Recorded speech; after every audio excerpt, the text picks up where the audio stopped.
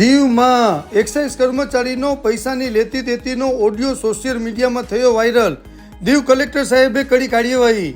દીવના ગોગલા ચેકપોસ્ટ ઉપરથી દારૂ જતો હોય અને દારૂ લઈ જનારા પૈસાનો વહીવટ કરતા હોય તેવો ઓડિયો આજે સોશિયલ મીડિયામાં વાયરલ થયો, જેમાં એક્સાઇઝ કર્મચારી શ્રી ભાઈદાસભાઈ ભીખા ઓડિયોમાં અવાજ અને વિડીયોમાં નજરે પડે છે. આ વાત દીવ કલેક્ટર સાહેબ પાસે પહોંચતા દીવ કલેક્ટર સાહેબે તેને સસ્પેન્ડ કરવાની કાર્યવાહી હાથ ધરી. દીવની બંને ચેકપોસ્ટ ઉપરથી ગુજરાતમાં દારૂ જતો હોય છે, જેની માહિતી દરેકને છે.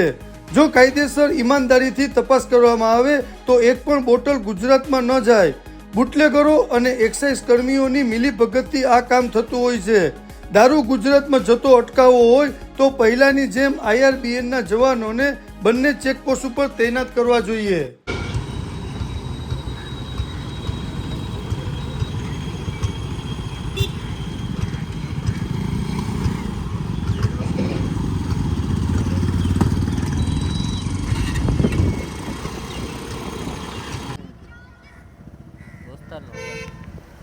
એક બે બોટલ આપી ને સેટિંગ કરી દે.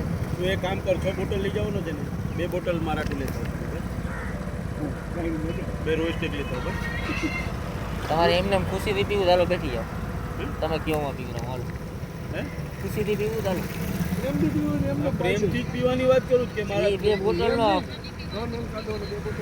એમને બેઠી જાઓ, હાલો તમને ન પાડી દીધા હાલ એમ તો મારા ઘરે આવો તને ફરાવું, બોલ અને જે ખાવું હોય પીવું હોય બોલ, લીધી રહો. બાકી આયા ધંધા મારો તો હિસાબ મેં રોકડા ભાઈ. હા વાંધો નહીં. એમાં શું છે, આ બધાનું પેટ છે. આ 2 પછી 4 ને 6 જણા ને એમાં પાછા સાહેબને સાહેબને દર મહિને પર ડે 10,000 રૂપિયા કાઢવાનું. ક્યાંથી કાઢવાનું સાહેબના રોજના 10,000 કાઢો. 10,000 કાઢ નીકળે કે ન નીકળે? હા हाँ हाँ तो काले जाओ, આજે नहीं जाओ, काले भूलता नहीं है भाई. बोल, काले पैसा આપી ગયો તો પાછો? હા આપીને જ ગયેલો ને.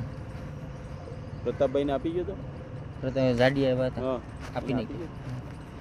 મેં કીધું 400 રૂપિયા રાખું તો મને કે 500 રાખ. મેં કીધું મારું ચાલુ છે નહીં, આજે બંધ છે.